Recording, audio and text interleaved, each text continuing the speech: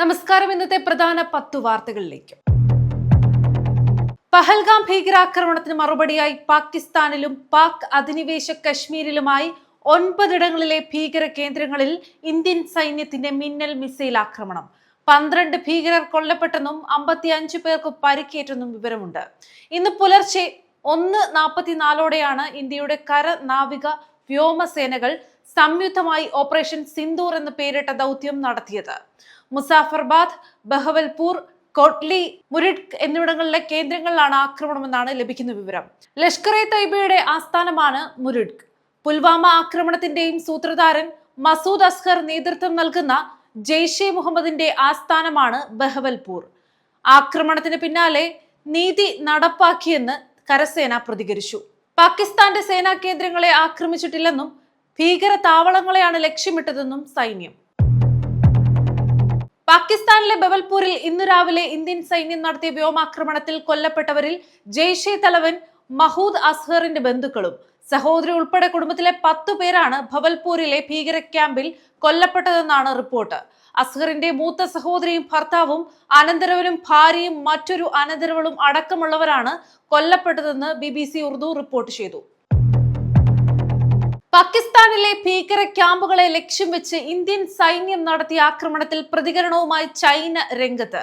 മേഖലയിൽ സംഘർഷം വർദ്ധിച്ചു വരുന്ന സാഹചര്യത്തിൽ ഇന്ത്യയും പാകിസ്ഥാനും സംയമനം പാലിക്കണമെന്നാണ് ചൈന ആവശ്യപ്പെട്ടത്. ഇരു രാജ്യങ്ങളും തമ്മിലുണ്ടായ സംഘർഷങ്ങളിൽ ചൈന ആശങ്ക പ്രകടിപ്പിക്കുകയും ചെയ്തു. അതേസമയം പാകിസ്ഥാനെ പൂർണ്ണമായും പിന്തുണയ്ക്കാത്ത നിലപാടാണ് ചൈന ഓപ്പറേഷൻ സിന്ദൂറിന് ശേഷം സ്വീകരിച്ചിരിക്കുന്നത്. പഹൽഗാം ഭീകരാക്രമണത്തിന് മറുപടിയായി ഇന്ത്യൻ സൈന്യം നടത്തിയ തിരിച്ചടിയിൽ പ്രതികരണവുമായി ലോക രാജ്യങ്ങൾ രംഗത്ത്. ഓപ്പറേഷൻ സിന്ദൂറിൽ പാകിസ്ഥാനെയും പാക് അധിനിവേശ ജമ്മു കാശ്മീരിലെയും 9 ഭീകര പരിശീലന കേന്ദ്രങ്ങളാണ് ഇന്ത്യൻ സൈന്യം തകർത്തത്. ഇതോടെ സമാധാന ആഹ്വാനവുമായി വിവിധ രാജ്യങ്ങൾ രംഗത്തെത്തി. ഇന്ത്യ നടത്തിയ മിസൈൽ ആക്രമണത്തിൽ കുറഞ്ഞത് 8 പേർ കൊല്ലപ്പെട്ടതായാണ് പാകിസ്ഥാൻ സ്ഥിരീകരിച്ചിരിക്കുന്നത്. ഇന്ത്യയും പാകിസ്ഥാനും തമ്മിലുള്ള സംഘർഷം ഉടൻ അവസാനിക്കുമെന്ന് പ്രതീക്ഷിക്കുന്നതായി US പ്രസിഡന്റ് ഡൊണാൾഡ് ട്രംപ്. ഇരു രാജ്യങ്ങളും വളരെ കാലമായി തമ്മിൽ പോരാടുന്നുവെന്നും ഈ പോരാട്ടം അപമാനകരമാണെന്നും ട്രംപ് അഭിപ്രായപ്പെട്ടു. ഇന്ത്യക്ക് സ്വയം പ്രതിരോധിക്കാനുള്ള അവകാശമുണ്ടെന്നാണ് ഓപ്പറേഷൻ സിന്ദൂറിന് പിന്നാലെ ഇസ്രായേൽ അറിയിച്ചത്. ഓപ്പറേഷൻ സിന്ദൂർ രാജ്യത്തിന്റെ അഭിമാനത്തിന്റെ കാര്യമാണെന്ന് പ്രധാനമന്ത്രി നരേന്ദ്രമോദി. ഇന്ന് ചേർന്ന ക്യാബിനറ്റ് മന്ത്രിസഭാ യോഗത്തിലാണ് പ്രധാനമന്ത്രി നരേന്ദ്രമോദി ഇക്കാര്യം വ്യക്തമാക്കിയത്. ആസൂത്രണം ചെയ്തതുപോലെ തന്നെ കൃത്യമായ പ്രത്യാക്രമണം നടപ്പിലാക്കാനും ഇന്ത്യൻ സൈന്യത്തിന് സാധിച്ചുവെന്നും ഒരു തെറ്റുമില്ലാതെയാണ് ആക്രമണം വിജയകരമായി പൂർത്തിയാക്കിയതെന്നും പ്രധാനമന്ത്രി നരേന്ദ്രമോദി കേന്ദ്ര മന്ത്രിസഭയെ അറിയിച്ചു. പ്രധാനമന്ത്രി രാഷ്ട്രപതി ഭവനിലെത്തി ദ്രൗപദി മുർമുവുമായി കൂടിക്കാഴ്ച നടത്തി. മലയാളി യുവാവിനെ ഗുൽമാർഗിലെ വനത്തിൽ മരിച്ച നിലയിൽ കണ്ടെത്തി. മണ്ണാർക്കാട് കാഞ്ഞിരപ്പുഴി സ്വദേശിയായ യുവാവിനെയാണ് കശ്മീരിൽ മരിച്ച നിലയിൽ കണ്ടെത്തിയിരിക്കുന്നത്. കരുവാൻതൊടിയിൽ 27 വയസ്സുള്ള മുഹമ്മദ് ഷാനിബാണ് മരിച്ചത്. വനത്തിൽ നിന്നാണ് മൃതദേഹം കണ്ടെത്തുന്നത്. 10 ദിവസത്തോളം മൃതദേഹത്തിന് പഴക്കമുണ്ടെന്നാണ് പോലീസ് പറയുന്നത്. ബംഗളൂരുവിൽ ജോലി ചെയ്യുന്ന യുവാവ് എങ്ങനെ ജമ്മു കാശ്മീരിൽ എത്തിയെന്നുൾപ്പെടെയുള്ള വിവരങ്ങൾ ഇതുവരെയും ലഭ്യമല്ല. ഏപ്രിൽ 13 ഇയാൾ വീട്ടിൽ നിന്നും പോയത്. ഓപ്പറേഷൻ സിന്ദൂറിലൂടെ പാകിസ്ഥാന് കനത്ത പ്രഹരമേൽപ്പിച്ചതിന് പിന്നാലെ സർവകക്ഷി യോഗം വിളിച്ച് പ്രധാനമന്ത്രി നരേന്ദ്രമോദി.